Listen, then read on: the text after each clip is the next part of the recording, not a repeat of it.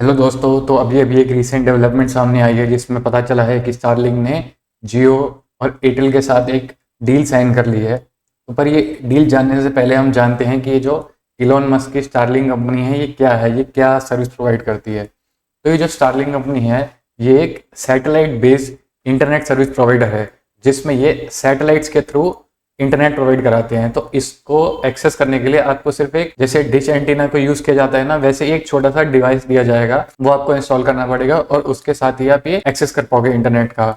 और ये वाईफाई के कंपैरिजन में बहुत तेज होता है और इसमें बड़ी बड़ी तारों का भी इस्तेमाल नहीं होता। तो ये एक एज होता है हमारा सैटेलाइट बेस्ड इंटरनेट सिस्टम में। अब इस सैटेलाइट सिस्टम को बिल्ड करने के लिए ये बताया जा रहा है कि जो इलॉन मस्क है वो अराउंड 42,000 सैटेलाइट्स भेजने वाले हैं स्पेस में। तो इसने तो एक इन्वायरमेंटल कंसर्न भी रेज कर दिया है क्योंकि बताया जा रहा है कि ये ओजोन के लिए बहुत खराब है क्योंकि ये हार्मफुल एल्यूमिनियम ऑक्साइड रिलीज करता है जो कि हमारी ओजोन डिप्लीशन को और बढ़ा देगा। और इसी को लेके ही अभी रिसेंटली एक और खबर भी आई थी कि ये एक डाटा है हमारे पास दिसंबर 1 2022 से लेके 31 मई 2023 का, इन 6 महीने के स्पैन के बीच में बताया जा रहा है कि ऑलमोस्ट 25,000 टाइम्स स्टारलिंक की जो सैटेलाइट्स है वो कोलाइड होते होते बची है। तो ये भी एक इश्यूज है कि अगर इतनी सारी सैटेलाइट्स हमारे स्पेस में होंगी तो ये बताया जा रहा है कि ऑलमोस्ट 2029 तक हमारे 57,000 अगर सैटेलाइट स्पेस में आएंगी तो हमारा स्पेस कुछ ऐसा दिखेगा। तो ये तो एक कंसर्न है ही। अब देखते हैं इसमें आगे क्या होता है, बट आइए समझते हैं जो डील हुई है वो क्या हुई है। तो अभी जो हमें पता है कि एक डील हुई है जिसमें जियो और एयरटेल ने स्टारलिंक के साथ टाई अप करा है। तो अब जो जियो और एयरटेल कंपनी है वो ही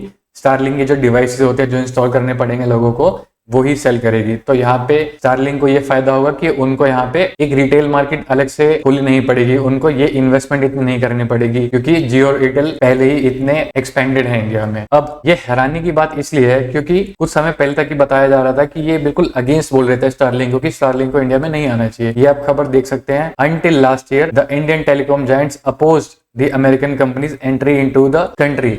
और ये इतना अपोज थे कि इन्होंने एक ऑल्टरनेटिव सैटेलाइट बेस्ड कंपनी में इन्वेस्ट करना भी चालू कर दिया था। जैसे अगर हम बात करें भारतीय एंटरप्राइज की तो उन्होंने एक OneWeb नाम की कंपनी थी उसके अंदर इन्वेस्ट करना चालू किया और उसमें अराउंड 21% शेयर ओन कर लिए थे। ये भी एक सैटेलाइट इंटरनेट सिस्टम कंपनी है।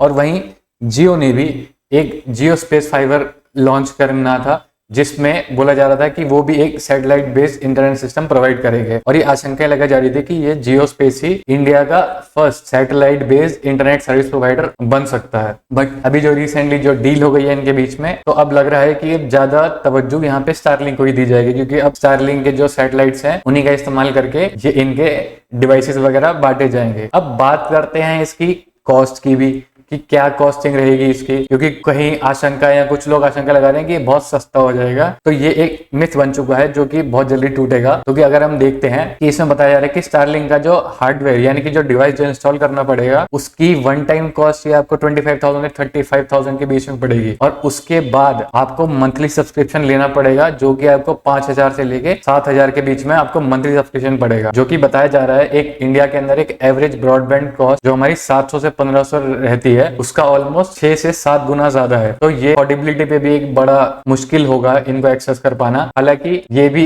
ऐसा नहीं हो गया कि डील हो गई तो इनको एंट्री मिल गई, उससे पहले भी अभी काफी सारी रेगुलेटरी हर्डल्स हैं क्योंकि ये काफी समय से एंटर करना चाहते थे इंडियन मार्केट में, लेकिन इनको जो रेगुलेटरी लाइसेंस थे अभी तक प्रोवाइड नहीं करे जा रहे थे। बट इस डील के बाद बताया जा रहा है कि इनको ये लाइसेंस काफी जल्दी मिल सकते हैं और किसी भी वक्त ये एंट्री कर सकते हैं इंडिया में। हालांकि ये उनके लिए एक चैलेंज रहेगा कि ये कॉस्ट को कैसे मेंटेन कर पाएंगे क्योंकि इंडिया में जो कंज्यूमर है बहुत ही रैशनल कंज्यूमर है, उसमें वो इतने महंगे की तरफ क्यों जाएंगे। और बाकी आप अपनी व्यूज बताना कि क्या है इसको लेके, क्या इसको इंडिया में आना चाहिए या नहीं आना चाहिए, या उसके अलावा जो इन्वायरमेंटल कंसर्न्स है इन सैटेलाइट्स को लेके उन पे अपनी राय जरूर बताइएगा। तो बस आज के लिए इतना ही, मिलते हैं आपसे अगली वीडियो में ऐसे ही नए शानदार टॉपिक के साथ।